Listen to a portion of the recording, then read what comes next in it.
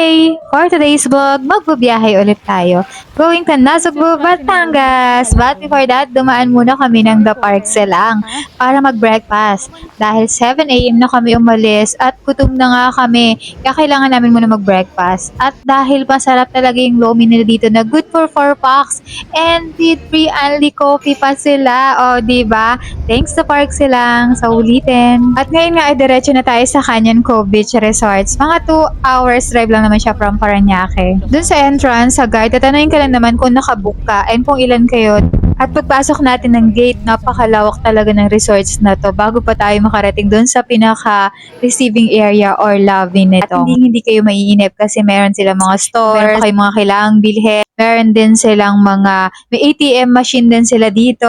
Of course, kung mabusan kayo ng budget. And while waiting for the check-in time, pwede rin tayong umikot-ikot muna at tingnan yung mga amenities na meron sila. Like yung large outdoor pool and kiddie pool. Meron din siyang private white sand. Po tayo ngayon sa lobby ng Canyon Cove. At gusto nilang bumili ng ice cream. So meron ditong vending machine ng snow ice cream. So actually maganda dito sa lobby nila. Meron ditong BDO machine din. Pwede kayong mag-withdraw kung wala kayong dalang cash. Ang ganda ng panahon, hindi masyadong hindi mainit, masarap maligo sa dagat. So ang dami ditong tao na. And may store din dito, ayan oh. Ayan, meron siyang mga salbabida na pambata. Ayan na siya. At ready yung ice cream natin. In fairness, masarap siya ha. Kapalan natin ng konti. Ang daming tao dito. Nasa lobby ako ng hotel. Ready na tayo mag-swimming kasi naka-sunblock na tayo. And pumunta na kami ng room. Tingnan nyo naman yung view namin. Yung beach side. Napakaganda. This is good for 4 packs po yung room namin.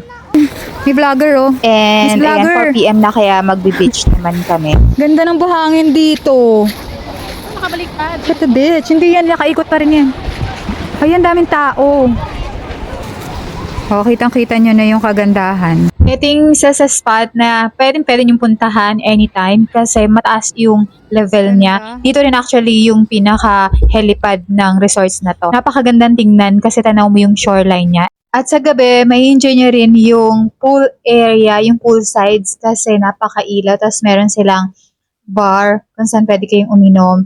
And every 8 p.m. ng gabi, may fire dance sila na nasa 30 minutes din. So talagang super enjoy talaga yung panonood nyo dito. Kaya naman 10 out of 10 ang rate ko sa resorts na to. Hope you enjoy watching. Bye!